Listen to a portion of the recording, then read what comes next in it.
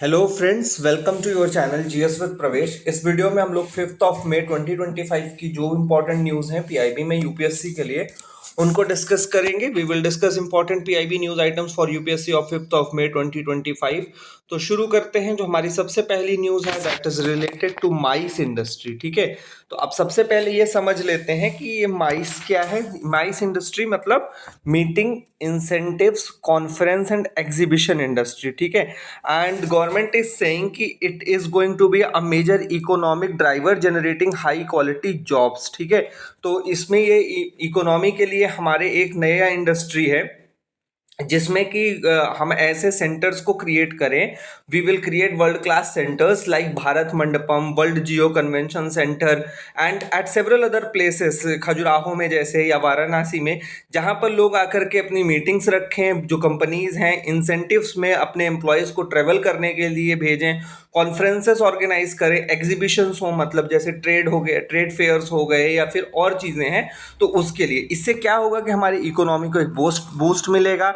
जैसे 2024 में ही जो हमारा रेवेन्यू जनरेट हुआ है इस industry say that is 49,402.6 million US dollar, and by 2030 it is expected to reach 103,686.5 million। ठीक है, and cumulative annual growth rate कितना होने वाला है इसका? 13%। ठीक है, तो इस चीज को याद रखिएगा जब आप इकोनॉमी के अंदर लिखे तो आप इस इंडस्ट्री को भी हाईलाइट करें कि MICE industry is the new industry in which government of India can focus upon and this can generate jobs for our people. ठीक है, तो क्योंकि जॉब्स की एक बहुत बड़ी प्रॉब्लम है, जो भी हमारा ग्रोथ हुआ है post LPG liberalisation, privatisation and globalisation के बाद, उसमें एक बड़ी प्रॉब्लम जॉब्स की रही है। और ऐसी कोई भी इंडस्ट्री जिससे जॉब आती है उसको हमको प्रमोट करना चाहिए। ठीक है, और बहुत सारे सिटीज़ हैं इंडिया के पास जहां पर माइस इंडस्ट्री ग्रो कर सकती है, जैसे वाराणसी हो गया, खजुराहो हो गया, कोची हो गया, because there people have this, we have cultural heritage, we can provide them with the world class facilities. तो इस चीज़ को हम लोग यहाँ पर याद रखेंगे। ठीक है, now come to the next news. और जो हमारी नेक्स्ट न्यूज है that is related to an social activist from Kerala. तो केरला की एक सोशल एक्टिविस्ट थी जिनको पद्मश्री मिला था 2022 में, केवी रवैया। इनकी कल डेथ हो गई है, उसको लेकर के प्रधानमंत्री ने दुख जताया है। अब एक चीज थोड़ा सा हम लोग इनके बारे में जान लेते हैं, केवी रवैया जी के बारे में।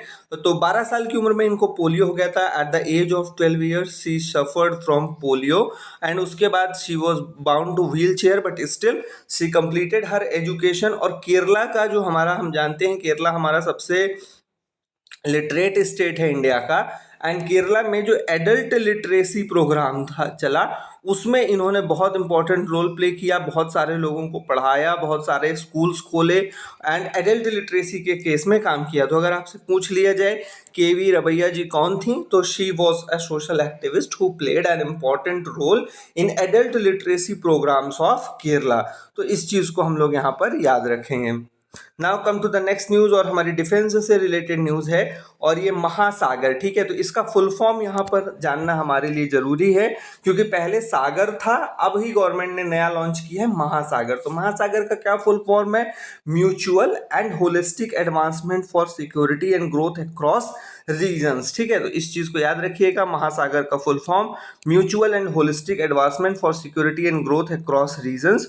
और इसके जरिए गवर्नमेंट क्या कर रही है? इंडियन ओशन रीजन की जितनी कंट्रीज हैं उनके बीच में कोलैबोरेशन बढ़ा रही है for ensuring peace, stability and prosperity in the Indian Ocean. ठीक है, जैसे कि हमारा मालदीव्स हो गया, और भी जो सारी इंडियन ओशन रीजन की कंट्रीज हैं उनके साथ ह्यूमैनिटेरियन असिस्टेंस करना और उनको सिक्योरिटी प्रोवाइड करना, उसके लिए ये इनिशिएटिव लॉन्च किया गया है महासागर का। इसका फुल फॉर्म और पर्पस याद रखेंगे हम लोग।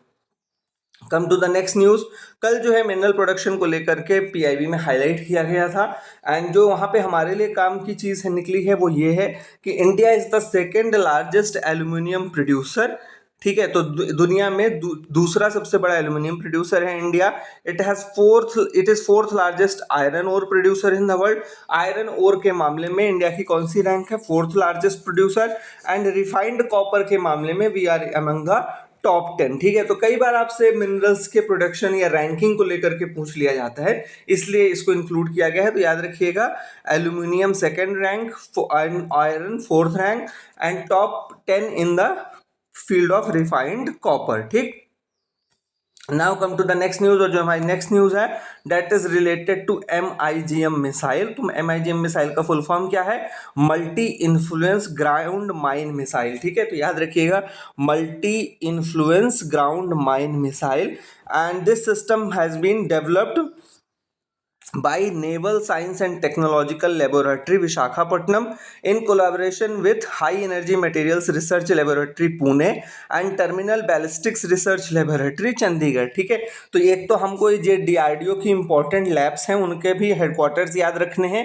तो सबसे पहले naval science and technology laboratory Visakhapatnam, ठीक है। दूसरा है हमारा high energy materials research laboratory which is in Pune and terminal ballistics research laboratory which is in Chandigarh. अब इस मिसाइल का जो है वो कल DRDO और इंडियन नेवी ने सक्सेसफुली टेस्ट किया है।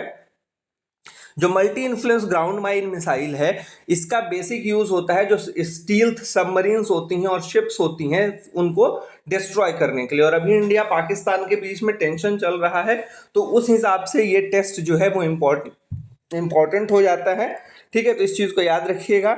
एंड DRDO के बारे में थोड़ा सा देख लेते हैं, DRDO कब बना था।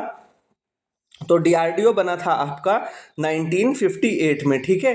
और इसका हेडक्वार्टर कहाँ पर है? इसका हेडक्वार्टर है दिल्ली के अंदर। इसकी मिनिस्ट्री कौन सी है? इसकी मिनिस्ट्री DRDO की है मिनिस्ट्री ऑफ डिफेंस। और इसके जो अभी प्रेजेंट में चेयरमैन कौन है? समीर V कामत, ठीक है।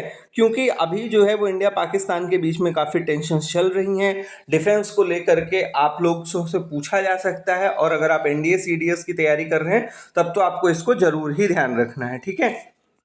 Now come to the next news. जो हमारी नेक्स्ट न्यूज है that is related to sanitation workers. And sanitation workers के लिए ministry of social justice and empowerment ने एक स्कीम शुरू की है, नमस्ते, ठीक है।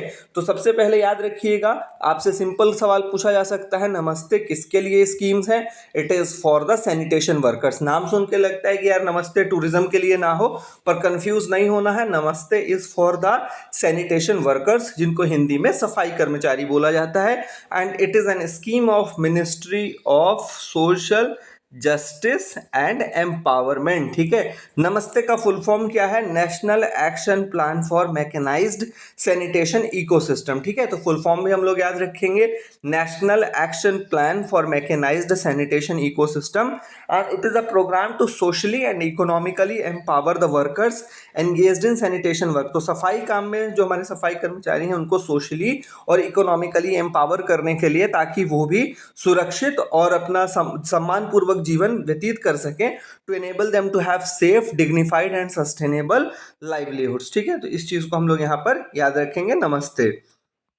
Now come to the next news, और जो हमारी आज की लास्ट न्यूज है that is related to building up of green field airports in Kota Rajasthan and Puri in Orissa, ठीक है। कोटा के बारे में आप लोग जानते हैं कि it is the educational hub of India. IIT JEE के लिए ये बड़ा फेमस शहर है राजस्थान में, जिसको कि शैक्षणिक नगरी भी बोला जाता है, ठीक है। एंड पुरी जो है वो भगवान जगन्नाथ का मंदिर है वहाँ पर, उसके कारण बहुत सारे टूरिस्ट को अट्रैक्ट करता है। So government has decided to build up green field airports in these 2 cities।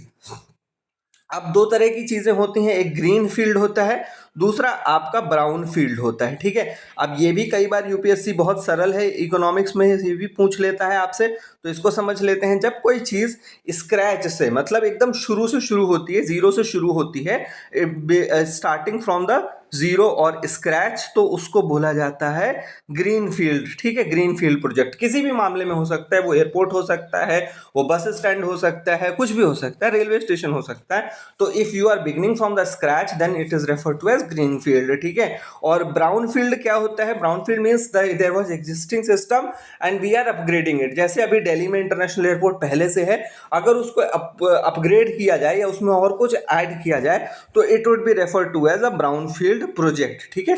तो ये याद रखिएगा आप 2 शब्द, green field and brown field. तो ये थी आज के सारी हमारी important news. Thanks for giving your time. Please do like, share and subscribe our channel. Thank you and have a great day ahead.